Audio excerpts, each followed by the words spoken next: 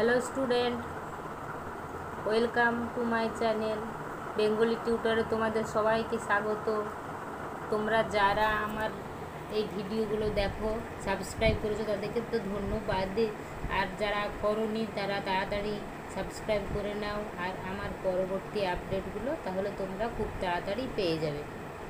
আজকে আমি ক্লাস 10-এর বহুরূপী এই গদ্যাংশটি তোমাদের বিস্তারিতভাবে পুঙ্খানুপুঙ্খভাবে লাইন বাই লাইন একদম আজকে আলোচনা করব, যেটা সুবোধ ঘোষের লেখা।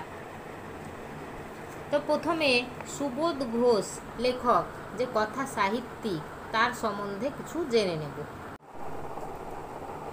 সুবোধ ঘোষ বিখ্যাত সাহিত্যিক। হ্যাঁ, তার জন্ম হলো 1910 খ্রিস্টাব্দে, মৃত্যু 1980 খ্রিস্টাব্দে।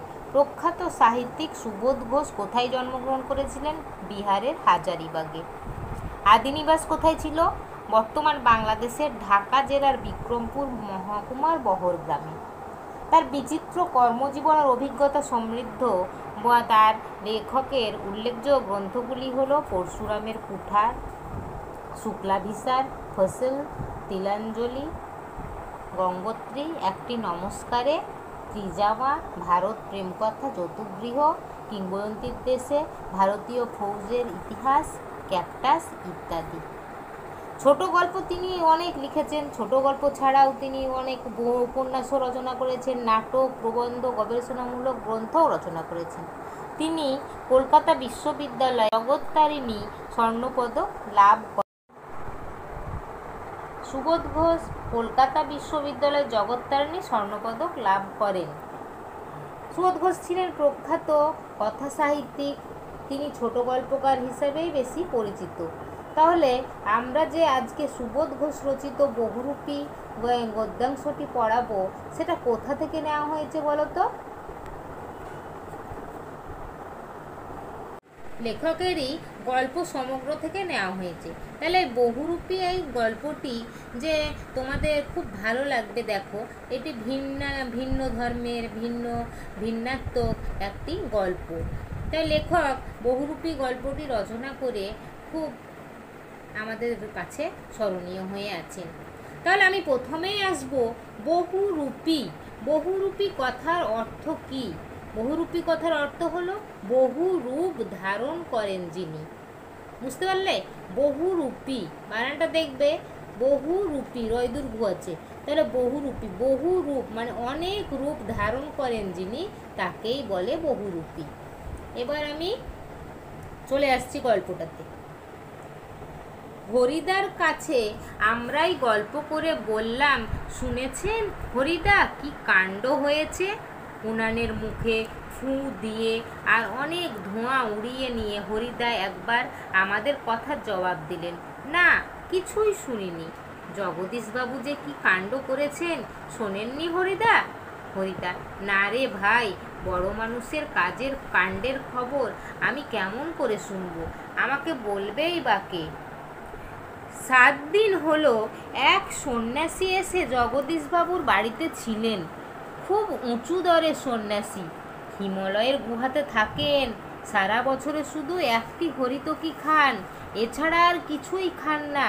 সন্ন্যাসীর বয়সও 1000 বছরের বেশি বলে অনেকেই মনে করেন। হরিদা, সন্ন্যাসী কি এখনো আছেন? না, চলে গিয়েছেন। আক্ষেপ করেন হরিদা, থাকলে একবার গিয়ে পায়ের ধুলো নিতাম। এই যে আমি এতক্ষণ রিডিংটা পড়ালাম, লাইন বাই লাইন পড়ালাম, তাহলে তোমরা এখানে কি বুঝতে পারলে? কি আছে কথাগুলোর মধ্যে? যে এখানে বহুরূপী গল্পটিতে প্রধান চরিত্র যে হরিদা, হরিদাকে নিয়েই গল্পটা শুরু, হরিদাকে নিয়েই শেষ। তাহলে এই হরিদার কাছে আমরা মানে লেখকরা সব বন্ধুরা গল্প করে। বিকেলবেলায় ওদের আড্ডা বসে হরিদার চায়ের দোকানে। হরিদার কাছে আমরাই মানে লেখক আর তার বন্ধুবান্ধবগুলো গল্প করে বললাম সেদিন। কি বলল? যে হরিদা একটা কাণ্ড শুনে হয়েছে। উনুনের মুখে উনুন চুলো, যেখানে ভাত রান্না করে। হরিদার তো আর গ্যাস নেই যে ভাত রান্না করবে ওতে। ওই উনুনে কাঠকুঠো দিয়ে আগুন জ্বলিয়ে সে ভাত রান্না করে, তো ওখানেই সে চা করে। তাহলে উনুনের মুখে এবার ফু দিল, যখন উনুনটা নিভে গেছে তখন উনুনের মুখে ফু দিয়ে অনেক ধোঁয়া বের করে হরিদা একবার আমাদের কথার জবাব দিলেন, না কিছুই তো শুনিনি রে। তাই বলছে, জগদীশবাবু কি কাণ্ড করেছেন শোনেননি হরিদা? জগদীশবাবু মানে ওদের ওখানকার জমিদার মশাই, বড় মান্যিগণ্যি লোক। তাহলে বল, জগদীশবাবু কি কাণ্ড করেছেন আপনি শোনেননি? হরিদা তখন বলল, না রে ভাই, কি করে শুনবো বল, বড় মানুষের কাণ্ডের খবর আমি কি করে জানবো, আর আমাকে বলবেই বা কে? তখন ওরা বলতে লাগলো, লেখকরা বলতে লাগলো যে 7 দিন হলো এক সন্ন্যাসী জগদীশবাবুর বাড়িতে ছিলেন। তিনি খুব উঁচু দরের সন্ন্যাসী, হিমালয়ের পাহাড়ে থাকেন, গুহাতে থাকেন, কিচ্ছু খান না, সারা বছরে শুধু একটি হরিতকি খান। হরিতকি, রয় দীর্ঘই, কয় দীর্ঘই। হরিতকি একটি শুকনো ফল, আখরোট জাতীয় একটা ফল, এছাড়া আর কিছুই খান না। সন্ন্যাসীর বয়সও 1000 বছরের বেশি বলেই অনেকে মনে করেন। হরিদা বলছেন যে সন্ন্যাসী কি এখনও ওদের বাড়িতে আছেন? তখন লেখকরা বললেন, না, চলে গিয়েছেন। আক্ষেপ করেন, খুব কষ্ট করে আক্ষেপ করেন যে হরিদা, যে থাকলে একবার পায়ের ধুলো নিতাম। হরিদা আক্ষেপ করে বলেন যে থাকলে প্রণাম করে আসতাম, পায়ের ধুলো নিয়ে আসতাম। তা পেতেন না হরিদা, সে ভয়ানক দুর্লভ জিনিস, সে ভয়ানক দুর্লভ জিনিস। এই লাইনটা ইম্পর্টেন্ট। শুধু ওই একা জগদীশবাবু ছাড়া আর কাউকে পায়ের ধুলো নিতে দেননি সন্ন্যাসী। বলছে পায়ের ধুলো আপনি নিতেন, পেতেন না, সে ভয়ানক দুর্লভ জিনিস। কি ভয়ানক দুর্লভ জিনিস? পায়ের ধুলো নেওয়া। শুধু ওই জগদীশবাবু ছাড়া আর কাউকেই তিনি পায়ের ধুলো নিতে দেননি। হরিদা জিজ্ঞেস করছেন, কেন? জগদীশবাবু একজোড়া কাঠের খড়মে সোনার বোল লাগিয়ে সন্ন্যাসীর পায়ের কাছে ধরলেন। তখন বাধ্য হয়ে সন্ন্যাসী পায়ে গিয়ে দিলেন, নতুন খড়ম পরলেন, আর সেই ফাঁকে জগদীশবাবু পায়ের ধুলো নিয়েছিলেন। হরিদা বলছেন, কেন? তখন ওরা বলল যে জগদীশবাবু একজোড়া কাঠের খড়ম, কাঠের খড়ম বুঝছো? কাঠের একটা জুতো সন্ন্যাসীরা পরে, কাঠের জুতো খটাং খটাং করে শব্দ হয়, সেই রকম কাঠের খড়মে সোনার বোল লাগিয়ে চারিদিকে সোনার পাতি লাগিয়ে দিয়েছিলেন। সন্ন্যাসীর পায়ের কাছে ধরলেন খড়মটা, সন্ন্যাসী পায়ে গিয়ে দিলেন। নতুন খড়ম যখন সন্ন্যাসী পড়ছেন সেই পাকে কী করলেন জগদীশবাবু? পায়ের ধুলো নিয়ে নিলেন। হরিদা, বাহ, এ তো বেশ মজার ব্যাপার। হরিদার কিন্তু ব্যাপারটা খুব মজা লাগলো। হ্যাঁ, তাছাড়া সন্ন্যাসীকে বিদায় দেবার সময় জগদীশবাবু 100 টাকার একটা নোট জোর করে সন্ন্যাসীর ঝোলার ভিতরে ফেলে দিলেন। সন্ন্যাসী হাসলেন আর চলে গেলেন। হ্যাঁ, তাছাড়া সন্ন্যাসীকে কী দিলেন বলেন তো? বিদায় দেওয়ার সময় জগদীশবাবু 100 টাকার একটা নোট তার সন্ন্যাসীর ঝোলার ভিতরে ফেলে দিয়েছিলেন। সন্ন্যাসী শুধু হেসেছিলেন আর তারপর চলে গেলেন। গল্প শুনে খুব গম্ভীর হয়ে গেলেন হরিদা। কি হলো? গল্প শুনে এই কথাগুলো এতক্ষণ গল্পের মতো ওরা বললো বলে ওই গল্পটা শুনে গম্ভীর হয়ে গেলেন, মন একদম বিশাল গম্ভীর হয়ে চুপচাপ হয়ে গেলেন। অনেকক্ষণ চুপ করে রইলেন। আমরা কি বলছি বা না বলছি সেদিকে হরিদার যেন কান নেই। অনেকক্ষণ চুপচাপ থাকলেন তিনি। আমরা কি বলছি, কি গল্প করছি, হরিদা শুনছেই না। হরিদার উনানের আগুন তখন বেশ গনগনে হয়েও জ্বলছে। আমাদের চায়ের জন্য 1 হাঁড়ি ফুটন্ত জল নামিয়ে দিয়েই হরিদা তার ভাতের হাঁড়িটাকে উনানে চড়ালেন। আমি বললাম না, ওই চুলোতেই হরিদা ভাত রান্না করে আর ওরা আসলে ওদের জন্য চা করে। তাহলে হরিদার উনুনের তখন আগুন বেশ গনগনে হয়ে উঠেছে। আমাদের জন্য জলের জন্য চায়ের হাঁড়ি বসিয়ে দিয়েছে আর তার চা ফুটন্ত হয়ে উঠেছে। তখন সেই চায়ের হাঁড়ি নামালেন, তারপর তার নিজের ভাতের হাঁড়িটা উনুনে চড়িয়ে দিলেন। শহরের সবচেয়ে সরু এই গলিটার ভিতরে এই ছোট্ট ঘরটাই হরিদার জীবনের ঘর, আর আমাদের 4 জনের সকাল সন্ধ্যার আড্ডার ঘর। কলকাতা শহরের মধ্যে ছোট্ট গলির ভেতরে এই একটা ছোট্ট ঘর, এটাই হরিদার জীবনের ঘর, সব কিছুই। আর আমাদের আমাদের 4 জন বন্ধু, লেখক বলছেন আমাদের 4 জন বন্ধু সকাল সন্ধ্যার এটা আড্ডার ঘর। চা, চিনি আর দুধ আমরাই নিয়ে আসি, হরিদা শুধু তার উনানের আগুনের আঁচে জল ফুটিয়ে দেন। তাহলে আমরা চা খাই, ওখানে আড্ডা মারি, আমরা সব কিছুই নিয়ে যাই, চা, চিনি, দুধ আমরাই নিয়ে যাই। হরিদা শুধু কি করে? উনানের তার আগুনে আঁচে জল ফুটিয়ে দেন। খুবই গরিব মানুষ হরিদা, কিন্তু কাজ করতে হরিদার প্রাণের মধ্যেই যেন একটা বাধা আছে। ইচ্ছে করলে কোনো অফিসের কাজ কিংবা কোনো দোকানের বিক্রিওয়ালার কাজ পেয়ে যেতে পারেন হরিদা, কিন্তু ওই ধরনের কাজ হরিদার জীবনের পছন্দই নয়। একেবারে ঘড়ির কাঁটার সামনে সময় বেঁধে দিয়ে আর নিয়ম করে নিয়ে রোজই একটা চাকরির কাজ করে যাওয়া হরিদার পক্ষে সম্ভব নয়। হরিদার উনানের হাঁড়িতে অনেক সময় শুধু জল ফোটে আর ভাত ফোটে না। তাই এই একঘেয়ে অভাবটাকে সহ্য করতে হরিদার আপত্তি নেই, কিন্তু একঘেয়ে কাজ করতে ভয়ানক আপত্তি। এবার দেখো হরিদার জীবন কেমন, হরিদা কেন চাকরি করতে পছন্দ করে না, তার কেমন করে চলে। খুবই গরিব মানুষ হরিদা। কাজ করতে হরিদার প্রাণের মধ্যে যেন একটা বাধা আছে। কিছু কাজ করতে যাবে, ইচ্ছে করলে কোনো অফিসের কাজ করতেও পারে, কোনো দোকানের বিক্রিওয়ালার কাজও পেয়ে যেতে পারেন, কিন্তু ওই ধরনের কাজ তার পছন্দ নয়। কেন? যে ঘড়ির কাঁটার সঙ্গে সময় বেঁধে 10টায় কাজে বেরোতে হবে, না হলে অফিসে পৌঁছতে দিবে না। আবার দোকানের বিক্রিওয়ালার কাছে যদি কাজ করে তাহলে ওই সময় বেঁধে দেবে যে ওই টাইমেই ঢুকতে হবে, দোকান খুলতে হবে, আর ওই এক টাইমেই ছুটি দিবে। এই যে নিয়ম করে কাজ প্রত্যেক দিনই রোজই একটা চাকরির কাজ করা, এটা হরিদার পক্ষে সম্ভব নয়, কারণ তিনি একঘেয়ে জীবন পছন্দ করেন না। হরিদার উনানের হাঁড়িতে অনেক সময় শুধু জলই ফোটে, ভাত আর ফোটে না। কিন্তু এই একঘেয়ে অভাবটাকে সহ্য করতে হরিদা রাজি আছে, কিন্তু একঘেয়ে কাজ করতে তার খুব আপত্তি। হরিদা একদম মন ভোলা মানুষ, সে এখানে ওখানে ঘুরে বেড়ায়, কিন্তু ভাত খাবে না তবুও ভালো, কিন্তু একঘেয়ে কাজ করতে পারবে না।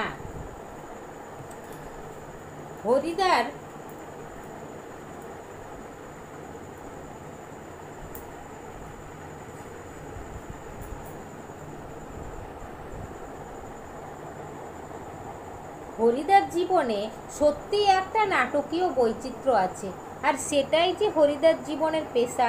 হরিদা মাঝে মাঝে বহুরূপী সেজে যেটুকু রোজগার করেন তাতেই তার ভাতের হাঁড়ির দাবি মিটিয়ে দিতে চেষ্টা করেন। মাঝে মাঝে সত্যি উপোস করেন হরিদা।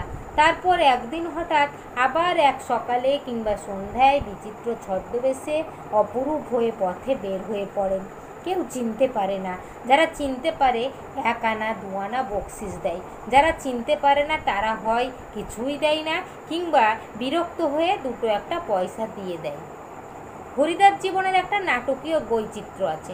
কি বৈচিত্র্য সেটা আমরা এবার দেখব, আর সেটাই কি হচ্ছে হরিদার জীবনের পেশা। হরিদা মাঝে মাঝে বহুরূপী সেজে যেটুকু রোজগার করে, বহুরূপী মানে আমি বললাম বহু রূপ ধারণ করে, বহুরূপী। যেমন দেখো না রাস্তাঘাটে তোমরা শিব, তারপরে কৃষ্ণ, হনুমান, বজরংবলী এরকম সেজে বিভিন্ন উপায়ে পয়সা উপার্জন করে, সেই রকম।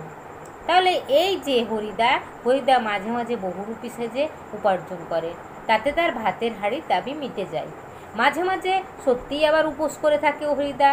হঠাৎ একদিন সকালে বা সন্ধ্যায় কি কোনো ছদ্মবেশে অপরূপ সাজে বের হয়ে পড়েন। কেউ চিনতে পারে, কেউ চিনতে পেরে তাকে 2 আনা 1 আনা পয়সাও দেয়, আর যারা পারে না তারা কিছুই দেয় না, আবার বিরক্ত হয়েও 2-1 পয়সা দিয়েও দেয়। একদিন চকের বাস স্ট্যান্ডের ঠিক দুপুর বেলাতে একটা আতঙ্কের হল্লা বেজে উঠেছিল। একটা উন্মাদ পাগল, তার মুখ থেকে লালা ঝরে পড়ছে, চোখ দুটো কটকটে লাল, তার কোমরে একটা ছেঁড়া কম্বল জড়ানো, গলায় টিনের কৌটোর একটা মালা। পাগলটা একটা ধান ইট হাতে তুলে নিয়ে বাসের ওপরে বসা যাত্রীদের দিকে তেড়ে যাচ্ছে। চেঁচিয়ে উঠছে যাত্রীরা, 2-1 পয়সা ফেলেও দিচ্ছে। একদিন কি হলো দেখো, বাস স্ট্যান্ডে, যে বাস স্ট্যান্ডের নাম চকের বাস স্ট্যান্ড, সেই বাস স্ট্যান্ডের কাছে ঠিক দুপুরবেলায় একটা আতঙ্কের হল্লা, যার চিৎকার, আতঙ্ক করে সব এদিক ওদিক ছুটে পালাচ্ছে, হল্লা করছে, চিৎকার করছে। একটা উন্মাদ পাগল, একটা বদ্ধ উন্মাদ পাগলকে দেখে ওরা এরকম করছে। কি হচ্ছে, বদ্ধ উন্মাদটা পাগলটা কি করছে, তার মুখ থেকে লালা ঝরছে, চোখ দুটো কটকটে লাল হয়ে আছে, কোমরে একটা ছেঁড়া কম্বল, গলায় টিনের কৌটোর মালা। পাগলটা কি করছে, 1 টুকরো ইট তুলে বাসের ওপরে যে যাত্রীরা বসে আছে তাদেরকে তেড়ে যাচ্ছে, আর যাত্রীরা চেঁচিয়ে উঠছে, ভয়ে এদিক ওদিক পালাচ্ছে, 2-1 পয়সাও ফেলে দিচ্ছে। একটু পরেই বাসের ড্রাইভার কাশীনাথ ধমক দেয়, খুব হয়েছে হরি, এইবার সরে পড়ো, অন্যদিকে যাও। একটু পরে বাসের ড্রাইভার যে কাশীনাথ, সে এবার ধমক দেয়, বলছে, খুব হয়েছে হরি। হ্যাঁ, ওটা কি একটা বহুরূপী? বাসের যাত্রীরা কেউ হাসে, কেউ বা বেশ বিরক্ত হয়, কেউ আবার বেশ বিস্মিত। সত্যি খুব চমৎকার পাগল সাজতে পেরেছে তো লোকটা। হ্যাঁ, সবাই অবাক হয়ে উঠেছে। ওটা কি একটা বহুরূপী? ও কি বহুরূপ ধারণ করে? বাসের যাত্রীরা কেউ হাসছে, কেউ বেশ বিরক্তও হয়েছে, কেউ একটু একটু অবাকও।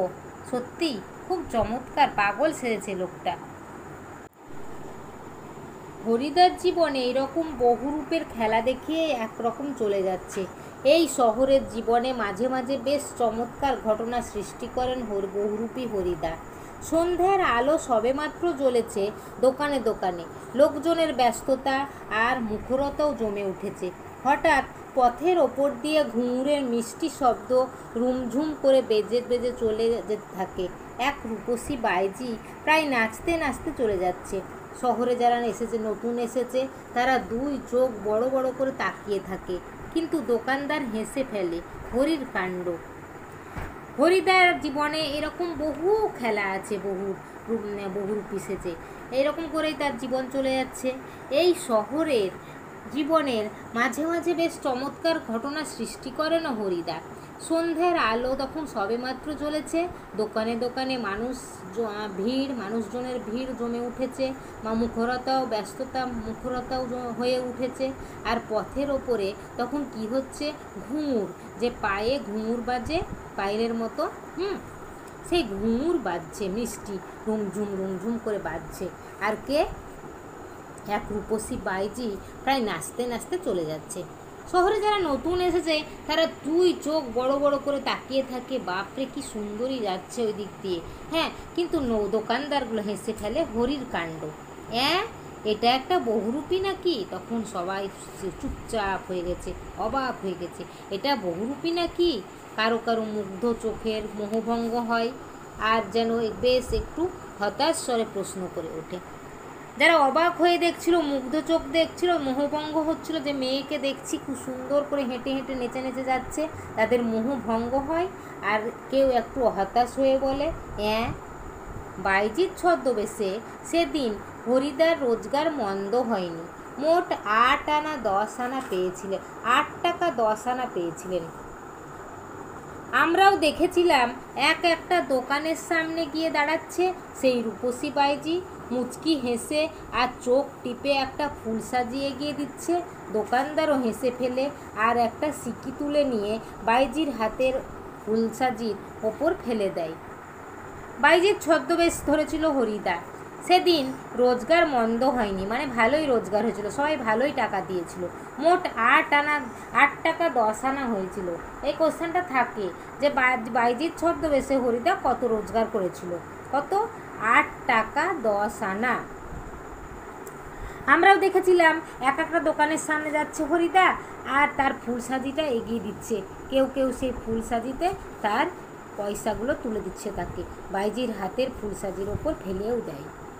কোনোদিন বাউল, কোনোদিন কাপালি, কখনো বোচকা কাঁধে বুড়ো কাবুলিওয়ালা, কখনো হ্যাট কোট পেন্টুলুন পরা ফিরিঙ্গি কেরামিন সাহেব। তাহলে কোনোদিন বাউল সাজে, কোনোদিন কাপালিক সাজে, কোনোবারও বোচকা কাঁধে, মানে কাঁধে একটা পুটলি নিয়ে বুড়ো কাবুলিওয়ালা সাজে, কখনো হ্যাট কোট, মানে কোট প্যান্ট টুপি পরে পেন্ডুলিন পরা, প্যান্ট শার্ট পরা ফিরিঙ্গি কেরামিন সাহেব, একটা ইংরেজের নাম।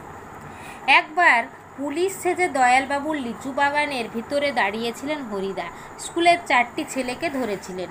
ভয়ে কেঁদে ফেলেছিল ছেলেগুলো, আর স্কুলের মাস্টার এসে সেই নকল পুলিশের কাছে ক্ষমা চেয়েছিলেন। এবারের মতো মাফ করে দিন ওদের।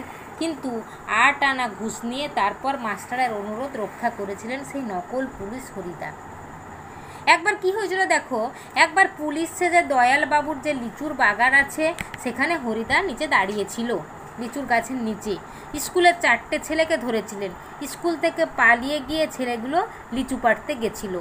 তখন হরিদা তাদের ধরে নিয়েছিলেন। হরিদা পুলিশ এসেছিল তো, তাই ধরে নিয়েছিল। ভয়ে কেঁদে ফেলেছিল ছেলেগুলো, আমাদেরকে পুলিশ ধরে নিল। তাই স্কুলের মাস্টারমশাই তখন পুলিশের কাছে এসছে, মানে সেই নকল পুলিশ হরিদার কাছে এসছে, তখন ক্ষমা চেয়েছে, ছেড়ে দাও, আমাদের ছেলেগুলোকে ছেড়ে দাও, এবারের মতো মাফ করে দিন ওদের। তখন হরিদা কী করেছিল, যে আমাকে ঘুষ দিতে হবে। কত টাকা ঘুষ নিয়েছিল? 8 আনা ঘুষ নিয়েছিল। তারপর মাস্টারমশাইয়ের অনুরোধ রক্ষা করেছিলেন সেই নকল পুলিশ হরিদা। পরদিন অবশ্য স্কুলের মাস্টারমশাইয়ের জানতে বাকি থাকেনি কাকে তিনি 8 আনা ঘুষ দিয়েছেন। কিন্তু মাস্টারমশাই একটুও রাগ করেননি, বরং একটু তারিফই করলেন। বাহ, সত্যি খুব চমৎকার পুলিশ ছিল হরি। পরদিন স্কুলের মাস্টারমশাইয়ের জানতে বাকি থাকেনি যে কাকে তিনি ঘুষ দিয়েছিলেন, নকল পুলিশ কে ছিল, ওই পুলিশটা কে ছিল। 8 আনা ঘুষ দিয়েছিলেন। মাস্টারমশাই কিন্তু জানার পর রাগ একটু করেননি, বরং তার প্রশংসাই করেছিলেন। তারিফ মানে প্রশংসা। বলেছিলেন, বাহ, খুব চমৎকার তুমি সেজেছিলে পুলিশ।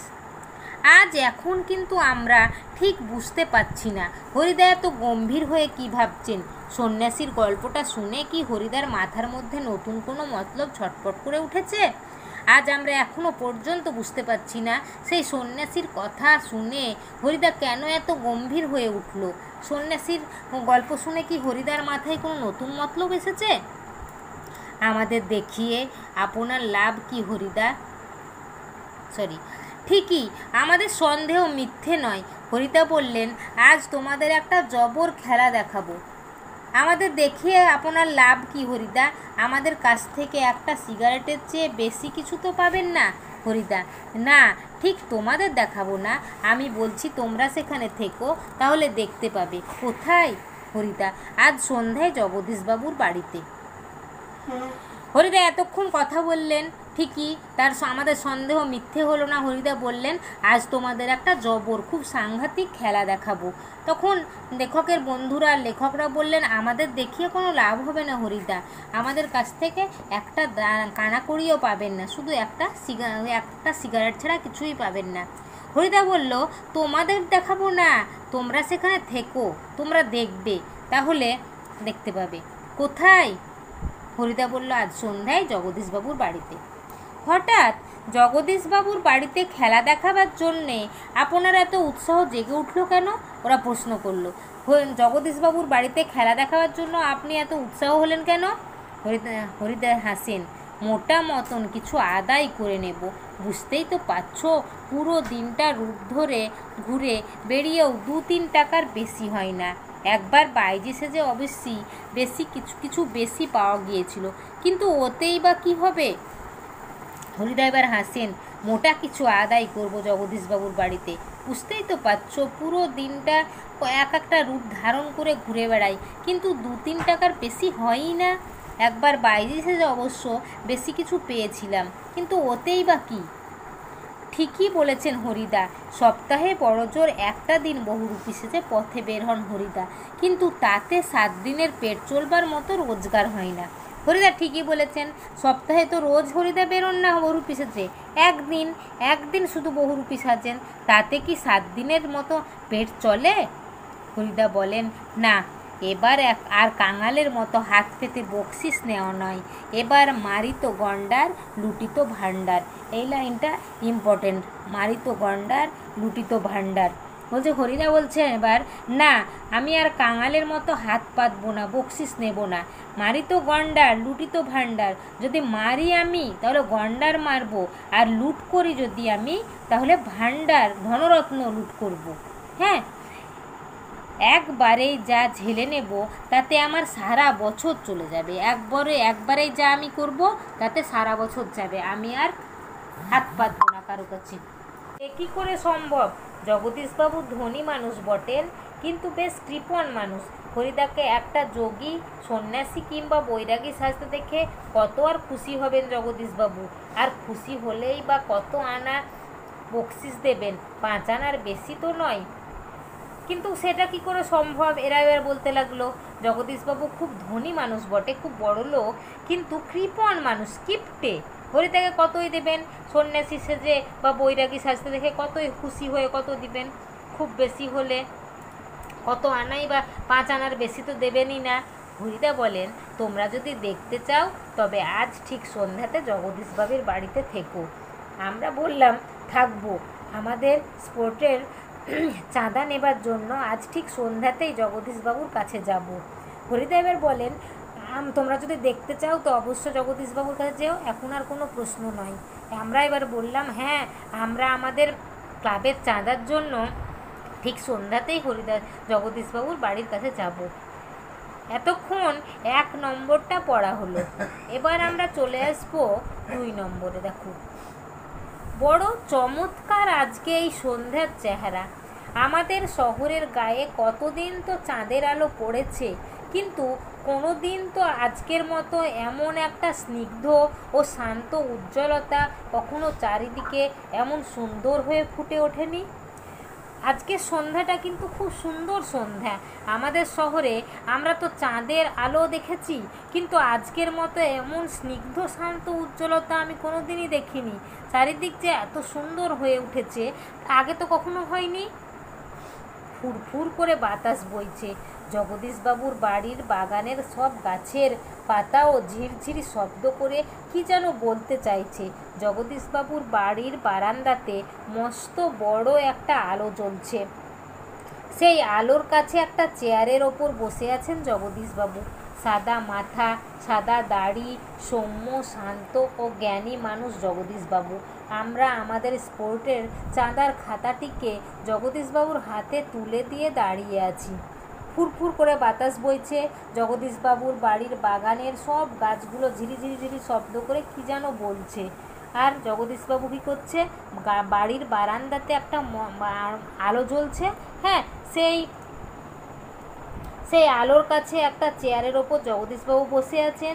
জগদীশবাবুর চেহারার বর্ণনা দিচ্ছে, দেখো, সাদা মাথা, সাদা দাড়ি, সৌম্য শান্ত জ্ঞানী মানুষ। সৌম্য, খুব একদম সৌম্য দীপ্ত চেহারা, শান্ত জ্ঞানী মানুষ জগদীশবাবু।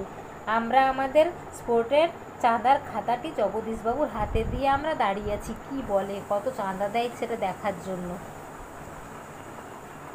চমকে উঠলেন জগদীশবাবু। বারান্দার সিঁড়ির দিকে তাকিয়ে জগদীশবাবুর 2 চোখ চমকে উঠলেন জগদীশবাবু। কি দেখলেন?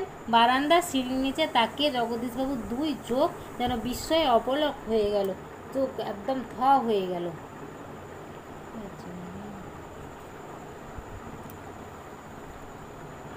আমরাও চমকে উঠেছি, বই কি আশ্চর্য হয়েছি, একটু ভয়ও পেয়েছি। কারণ সত্যিই যে বিশ্বাস করতে পারছি না, সিঁড়ির কাছে এসে যে দাঁড়িয়েছে সে কি সত্যি হরিদা? ও চেহারা কি সত্যি কোনো বহুরূপীর হতে পারে? আমরাও চমকে গেছি। জগদীশবাবু কি দেখছেন দেখি। আশ্চর্য হয়েছি, আবার ভয়ও পেয়েছি, কারণ বিশ্বাস করতেই পারছি না সিঁড়ির কাছে কে একজন দাঁড়িয়ে আছে। সেটা কি হরিদা? এরকম চেহারা কি সত্যি কোনো বহুরূপীর হতে পারে?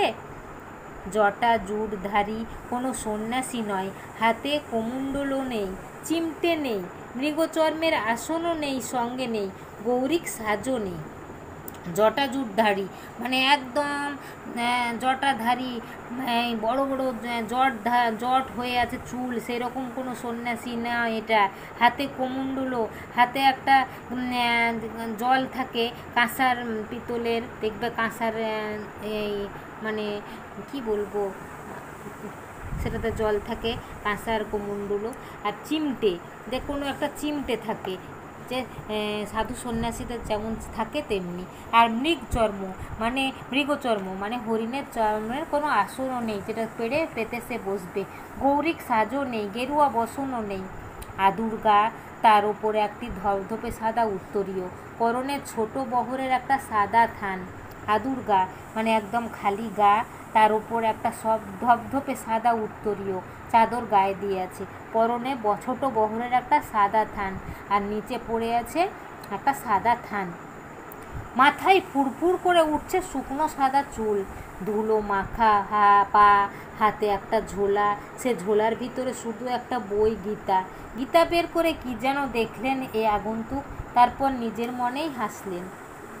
মাথায় ফুরফুর করে উঠছে শুকনো সাদা চুল হরিদার, ধুলো মাখা পা, হাতে একটা ঝোলা, সেই ঝোলার ভিতরে কিচ্ছু নেই, কি আছে একটা বই, যেটা গীতা বের করে কি যেন দেখলেন, তারপর নিজের মনেই হাসলেন। আগন্তুক এই মানুষটি যেন এই জগতের সীমার ওপার থেকে হেঁটে হেঁটে চলে এসেছেন। শীর্ণ শরীরটাকে প্রায় অশরীরী একটা চেহারা বলে মনে হয়। কি অদ্ভুত, উদাত্ত, শান্ত ও উজ্জ্বল একটা দৃষ্টি এই আগন্তুকের চোখ থেকে ঝরে পড়ছে। আগন্তুক এ মানুষটি এই যে এই জগতের সীমার ওপর দিয়ে হেঁটে হেঁটে মনে হচ্ছে যে জগতের ওই সীমানা থেকে হেঁটে হেঁটে সুদূর হিমালয় থেকে হেঁটে হেঁটে ছড়ে এসছেন। শীর্ণ শরীরটাকে প্রায় অশরীরী ভূতের আত্মার মতো মনে হচ্ছে, একদম খালি গা। কি অদ্ভুত উদ্দাত্ত শান্ত উজ্জ্বল দৃষ্টি নিয়ে আগন্তুকের চোখ থেকে ঝরে পড়ছে। উঠে দাঁড়ালেন জগদীশবাবু। আসুন। আগন্তুক হাসেন। আপনি কি ভগবানের চেয়েও বড়? জগদীশবাবু কিছু ভেবে বলেন, কেন কেন আপনি একথা কেন বলছেন মহারাজ? জগদীশবাবু বললেন, আসুন। আগন্তুক বলছে, মানে ওই সন্ন্যাসীটা বলছে, আপনি কি ভগবানের চেয়েও বড়? জগদীশবাবু এবার ভেবে বলেন, কেন কেন আপনি এই কথা বললেন মহারাজ? আমি মহারাজ নই, আমি এই সৃষ্টির মধ্যে এক কণা ধুলি।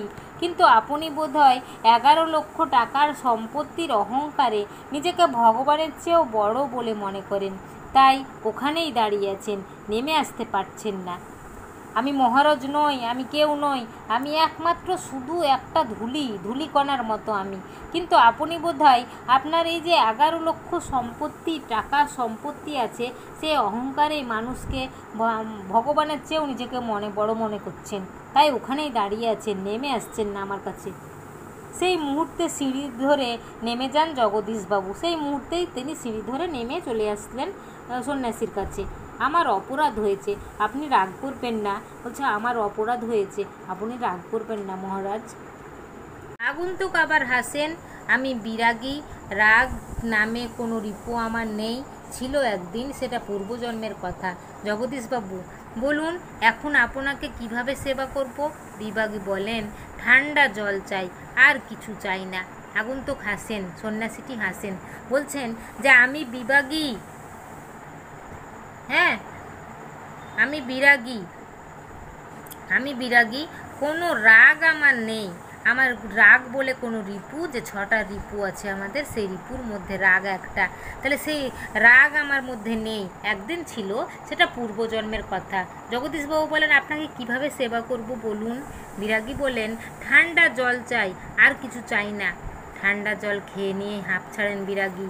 এদিকে ভবতোষ আমার কানের কাছে ফিসফিস করে, না না, হরিদা নয়, হতেই পারে না, অসম্ভব, হরিদার গলার স্বর এরকমেরই নয়। ঠান্ডা জল খেয়ে যেন হাঁপ ছাড়ল বিরাগী। বলল, এর মধ্যে ভবতোষ আমার কানের কাছে এসে বলছে, না না, এটা হরিদা হতেই পারে না, অসম্ভব, হরিদার গলার স্বর এরকম নয়ই। বিরাগী বলেন, পরম সুখ কাকে বলে জানেন? সব সুখের বন্ধন থেকে মুক্ত হয়ে যাওয়া। বিরাগী আবার বলছেন, পরম সুখ কাকে বলে জানেন? সব সুখের বন্ধন থেকে মুক্ত হয়ে যাওয়া। ভবতোষের কানের কাছে মুখ এগিয়ে নিয়ে অনাতি বলে, শুনছো তো, এসব ভাষা কি হরিদার মুখের ভাষা হতে পারে? ভবতোষ এবার বলছে, কানের কাছে অনাতিকে বলছে, শুনছো, এরকম ভাষা হরিদা কোনোদিন আমাদের সামনে বলেছে? এরকম ভাষা তার হতে পারে? এত পণ্ডিত ব্যক্তি। জগদীশবাবু ততক্ষণে সিঁড়ির ওপরে বসে পড়েছেন। বোধহয় বিরাগীর পা স্পর্শ করবার জন্য তার হাত দুটো ছটপট করতে শুরু করেছে। জগদীশবাবু বলেন, আমার এখানে কয়েকটা দিন থাকুন বিরাগীজি, আপনার কাছে এটা আমার প্রাণের অনুরোধ। 2 হাত জোড় করে বিরাগীর মুখের দিকে তাকিয়ে থাকেন জগদীশবাবু কি জানি কি হলো, তিনি সিঁড়ির ওপরে বসে পড়েছেন। বোধহয় জগদীশবাবু বিরাগীর পা স্পর্শ করবেন, তোর হাত দুটো ছটপট করছে।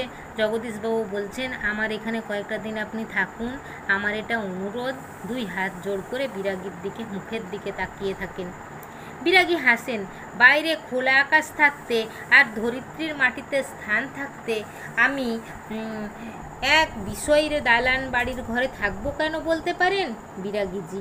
জগদীশবাবুর গলার স্বরের আবেদন করুণ হয়ে ঝলঝল করে। বিরাগী বলছেন, বাইরের এত বড় খোলা আকাশ আর আমার ধরিত্রীর মাটিতে স্থান যেটা আছে, সেটা থাকতে আমি আপনার দালান কোঠাতে কেন থাকতে হবে বলুন তো? বিরাগীজি, জগদীশবাবু বলছেন, গলার স্বর যেন কেমন হয়ে উঠেছে আর চোখ দুটো ছলছল করছে। বিরাগী বলেন, না, আপনার এখানে জল খেয়েছি, এই যথেষ্ট। পরমাত্মা আপনার কল্যাণ করুন, কিন্তু আপনার এখানে থাকা আমার পক্ষে সম্ভব নয়। বিরাগী বললেন, না, আপনার এখানে জল খেয়েছি, এটাই যথেষ্ট। পরমাত্মা আপনার কল্যাণ করুন, ভগবান আপনার কল্যাণ করুন, আপনার এখানে থাকা আমার পক্ষে সম্ভব নয়। জগদীশবাবু, তবে অন্তত একটু আঁকা করুন যদি আপনাকে কোনো, জগদীশবাবু বলছেন, তবে একটু আঁকা করুন আপনাকে যদি কোনো কিছু। বিরাগী, না না, আমি যার কাছে পড়ে আছি তিনি আপনার চেয়ে কিছু কম নন, কাজেই আপনার কাছে আমার তো কিছু চাইবার দরকার হয় না। বিরাগী বলছেন, না না, আমি যার কাছে পড়ে আছি সে আপনার চেয়ে কিছু কম নয়, কাজেই আপনার কাছে আমি কিছু চাইবো না, চাইতে হলে আমি ভগবানের কাছেই চাইবো। জগদীশবাবু, তবে কিছু উপদেশ শুনিয়ে যান বিরাগীজি, নইলে আমি শান্তি পাবো না। জগদীশবাবু বলছে, কিছু উপদেশ দিন আপনি, কিছু বলে যান, নইলে আমি যে শান্তি পাবো না। বিরাগী, ধন জন যৌবন কিছুই নয় জগদীশবাবু, ওসব হলো সুন্দর সুন্দর এক একটি বঞ্চনা, মন প্রাণের সব আকাঙ্ক্ষা নিয়ে শুধু সেই একজনের আপন হতে চেষ্টা করুন, যাকে পেলে এই সৃষ্টির সব ঐশ্বর্য পাওয়া হয়ে যায়। আচ্ছা, আমি চলি। বিরাগী বলছেন, ধন ধন সম্পদ, জন মানে জীবন, আর যৌবন মানুষের যৌবন, এটা নিজের কিছু নয় জগদীশবাবু, এটা হলো সুন্দর সুন্দর এক একটা বঞ্চনা, আমাদেরকে বঞ্চনা করে। মন প্রাণে সব আকাঙ্ক্ষা শুধু একজনের মধ্যে হতে চেষ্টা করুন আপনি, যাকে পেলে এই সৃষ্টির সব ঐশ্বর্য পাওয়া যাবে। আপনি ভগবানের আরাধনা করুন। আচ্ছা, আমি চলি। জগদীশবাবু বলেন, আপনি একটা মিনিট থাকুন বিরাগীজি। জগদীশবাবু এবার বললেন, একটা মিনিট আপনি অপেক্ষা করুন। সিঁড়ির ওপরে অচঞ্চল হয়ে একটা মিনিট দাঁড়িয়ে রইলেন বিরাগী। আজকের চাঁদের আলোর চেয়েও স্নিগ্ধ হয়ে এক জ্যোৎস্না যেন বিরাগীর চোখ থেকে ঝরে পড়ছে। ভগতোষ ফিসফিস করে, না না, ওই চোখ কি হরিদার চোখ হতে পারে? অসম্ভব। সিঁড়ির ওপরে অচঞ্চল হয়ে এক মিনিট দাঁড়িয়ে আছেন বিরাগী। আজকের চাঁদের সঙ্গে মনে হচ্ছে চাঁদের আলোটা স্নিগ্ধ জ্যোৎস্নার যে চিহ্ন, পূর্ণিমার যে চাঁদ, সেটা বিরাগীর চোখ থেকে ঝরে পড়ছে। ভগতোষ এবার ফিসফিস করে বলে, না না, ওই চোখ হরিদার হতেই পারে না, অসম্ভব। জগদীশবাবুর হাতে একটা থলি, থলির ভিতরে নোটের তাড়া। বিরাগীর পায়ের কাছে থলিটাকে রেখে দিয়ে ব্যাকুল স্বরে প্রার্থনা করেন জগদীশবাবু, এই প্রণামী, এই সামান্য 101 টাকা গ্রহণ করে আমাকে শান্তি দান করুন বিরাগীজি, আপনার তীর্থ ভ্রমণের জন্য এই টাকা আমি দিলাম। বিরাগী হাসেন, আমার বুকের ভিতরেই যে সব তীর্থ, ভ্রমণ করে দেখবার তো কোনো দরকার হয় না। জগদীশবাবু, আমার অনুরোধ বিরাগীজি। জগদীশবাবুর হাতে একটা থলি, হ্যাঁ, থলির ভিতরে এক গুচ্ছ নোটের তাড়া, বিরাগীর পায়ের কাছে দিয়ে ব্যাকুল হয়ে বললেন যে এটা আমার প্রণামী, এই সামান্য 101 টাকা আপনি নিন, আমাকে শান্তি দান করুন বিরাগীজি, আপনি যে তীর্থ করতে যাবেন সেই ভ্রমণের জন্য এটা দিলাম। বিরাগী তখন হাসলেন, বললেন, আমার বুকের ভিতরেই তো সব তীর্থ, আমি ভ্রমণ করে কি দেখতে যাব? জগদীশবাবু বলছেন, এবার আমার অনুরোধ বিরাগীজি। বিরাগী বলেন, আমি যেমন অনায়াসে ধুলো মারিয়ে চলে যেতে পারি, তেমনি অনায়াসে সোনা মারিয়েও চলে যেতে পারি। বলতে বলতে সিঁড়ি থেকে নেমে গেলেন বিরাগী। 101 টাকার থলিটা সিঁড়ির ওপরেই পড়ে রইল, সেদিকে ভুলেও একবার তাকালেন না বিরাগী। বিরাগী বললেন, আমি যেমন অনায়াসে ধুলো মারিয়ে যেতে পারি, হাঁটতে পারি, তেমনি সোনা মারিয়েও চলে যেতে পারি। বলতে বলতে তিনি সিঁড়ি দিয়ে নেমে গেলেন।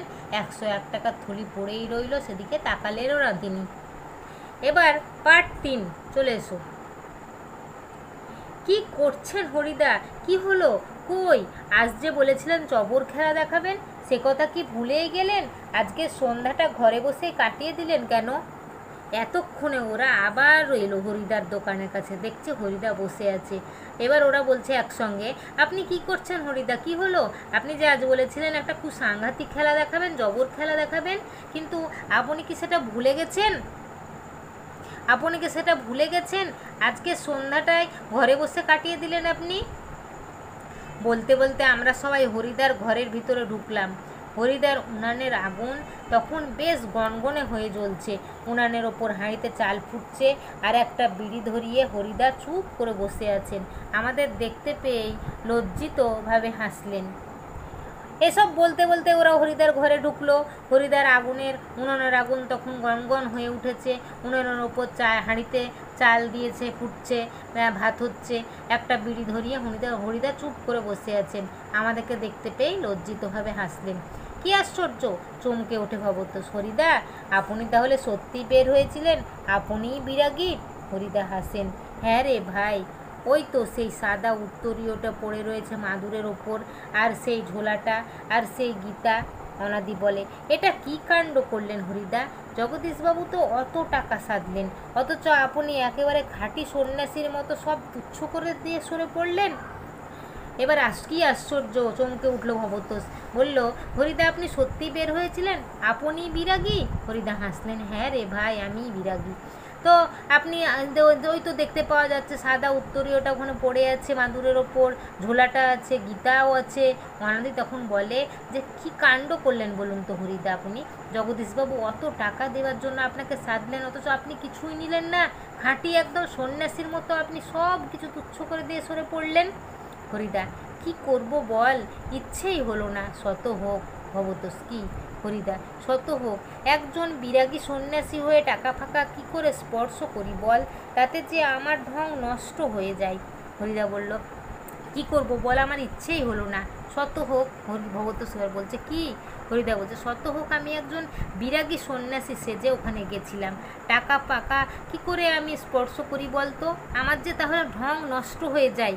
আমি যে বহুরূপী সাজি, সেই ঢংটা যে আমার নষ্ট হয়ে যাবে। কি অদ্ভুত কথা বললেন হরিদা। হরিদার এ কথার সঙ্গে তর্ক চলে না, আর বুঝতে অসুবিধে নেই। হরিদার জীবনের ভাতের হাঁড়ি মাঝে মাঝে শুধু জল ফুটিয়েই সারা হবে। অদৃষ্ট কখনো হরিদার এই ভুল ক্ষমা করবে না। অনাদি বলে, কিন্তু আপনি কি জগদীশবাবুর কাছে গিয়ে আর কখনো? চেঁচিয়ে হেসে ওঠেন হরিদা। যাবই তো, না গিয়ে উপায় কি? গিয়ে অন্তত বকশিসটা তো দাবি করতে হবে। বকশিস? চেঁচিয়ে ওঠে ভবতোষ। সেটা তো বড় জোর 8 আনা কিংবা 10 আনা। হরিদা বিড়ি মুখে দিয়ে লজ্জিতভাবে হাসেন। কি আর করা যাবে বল, খাঁটি মানুষ তো নয়। এই বহুরূপীর জীবন এর বেশি কি আশা করতে পারে? এবার হরিদা অদ্ভুত এই কথা বললেন, এই যে আমার ঢং নষ্ট হয়ে যাবে। তাহলে হরিদার কথার সঙ্গে আর তর্কই চলে না। আর বুঝতে অসুবিধা হলো না যে হরিদার ভাতের হাঁড়িতে শুধু জল ফোটে, মাঝে মধ্যে ভাত ফোটেই না। তাহলে অদৃষ্ট কখনো হরিদার এই ভুল ক্ষমা করবে? হ্যাঁ, করবে না তো। তাহলে হরিদা কেন নিল না? ওদের খুব রাগ হলো। অনাদি বলল যে আপনি জগদীশবাবুর কাছে গেছিলেন, আর কখনো যেতে পারবেন? চেঁচিয়ে ওঠেন হরিদা, হ্যাঁ যাবই তো, না গিয়ে কি উপায়? আমি তো আমার বকশিসটা নিতে যাবো। এবার তো বলতে হবে যে আমি তো বিরাগী সেজেছিলাম। বকশিস? চেঁচিয়ে ওঠে ভবতোষ। বলে, বকশিস আর কত পাবেন আপনি? বড় জোর 8 আনা কিংবা 10 আনা। হরিদা তখন বিড়ি মুখে লজ্জিতভাবে হাসে আর বলে, কি করা যাবে বল, আমি তো খাঁটি মানুষ। বহুরূপীর জীবনে এর চেয়ে আর বেশি কি আশা করা যায়? আশা মানে আকাঙ্ক্ষা, এর চেয়ে কি আর আশা করতে পারি বল? আমি যে বহুরূপী।